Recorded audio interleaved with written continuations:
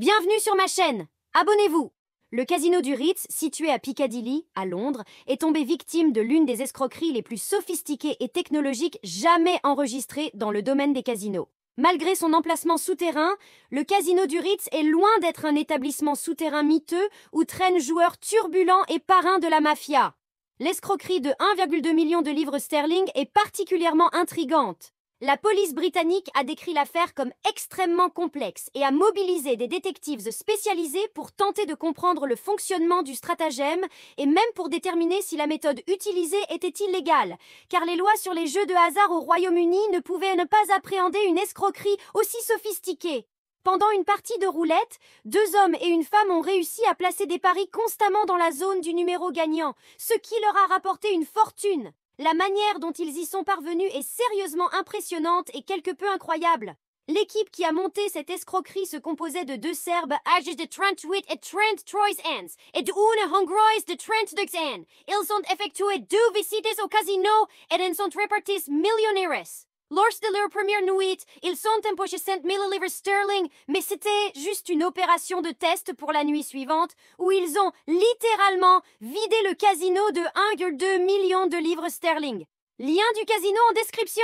Ce que l'équipe de 3 personnes n'avait pas pris en compte, c'est qu'il est courant pour les casinos de passer en revue les enregistrements de sécurité lorsqu'il y a de gros gains. Déconcerté par la perte de cette somme considérable, en visionnant les vidéos, le casino a remarqué une activité suspecte. Les joueurs utilisaient ce qu'on appelle le sector targeting pour influencer les probabilités en leur faveur. La plupart des croupiers de roulette connaissent maintenant cette théorie, mais beaucoup la rejettent comme une méthode presque impossible à réaliser efficacement, ou bien ils pensent que ce n'est tout simplement pas le cas pour ce groupe de 3 personnes au casino du Ritz. Voici comment fonctionne le sector targeting. Le joueur détermine le moment où la bille s'est lâchée et le moment où elle passe le deuxième point.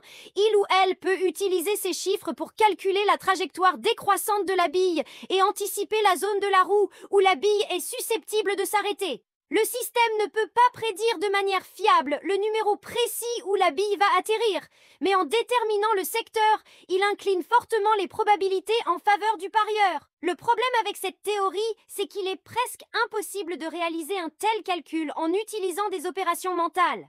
Au début des années 80, un expert en jeu nommé Scott a publié un livre détaillant comment utiliser des chronomètres numériques pour calculer le secteur final de la roulette. Et cela avait manifestement une part de vérité, car les casinos ont interdit l'utilisation de chronomètres pendant des années, en raison des rumeurs selon lesquelles des escrocs utilisaient des ordinateurs pour rendre le sector targeting une méthode pratiquée. Les données relatives aux 2 points sont ensuite transmises à un ordinateur qui est programmé pour calculer la trajectoire décroissante de la bille.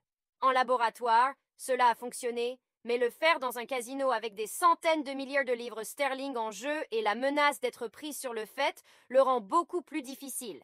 Malgré cette difficulté, le trio du Ritz a poussé la théorie du sector targeting plus loin en utilisant un scanner laser caché dans un téléphone portable connecté à un ordinateur pour calculer la vitesse de la bille avec plus de précision. Même avec les lasers sophistiqués liés à des ordinateurs, ils auraient dû obtenir les informations et placer leur pari en quelques secondes. Un exploit impressionnant que l'on ne peut s'empêcher d'admirer. Ce que l'on sait, c'est que le gang n'a jamais été inculpé d'un crime. Mais voici comment leur plan a probablement fonctionné. Un scanner laser caché dans un téléphone portable mesurant la vélocité est pointé vers une roulette en rotation. Le laser mesure la vitesse de la bille au moment de sa libération et au moment où elle passe le deuxième point. Les chiffres sont ensuite transmis à un ordinateur qui calcule la trajectoire décroissante de la bille en se basant sur ces 2 chiffres. Ensuite, l'ordinateur fait une prédiction et la renvoie au téléphone portable. Les paris sont placés avant la fin du délai de mise et l'ensemble de l'opération ne prend que 2 ou 3 secondes. Il y aura certainement des occasions où la bille tombe en dehors du secteur de la roulette, bien sûr. Mais si le dispositif peut calculer une portion approximative de la roulette la plupart du temps, alors l'accès à cet appareil est aussi bon qu'un accès à une imprimante à billets. Si vous savez comment l'utiliser, si vous avez des informations sur la manière d'accéder à l'un de ces appareils, n'hésitez pas à les partager dans la section des commentaires ci-dessous. Pour ajouter une touche d'ironie à cette histoire, le Ritz encourageait les joueurs de roulette avec un système en disant que la roulette est idéale pour les joueurs avec une stratégie. Je suis sûre qu'ils ne s'attendaient pas à ce qu'un système aussi fantastique arrive à leur table de roulette, leur coûtant plus d'1 milliard de livres sterling. Si vous avez apprécié cette vidéo, n'hésitez pas à lui donner un pouce levé. Abonnez-vous à la chaîne pour regarder la prochaine vidéo sur un autre système de roulette incroyable.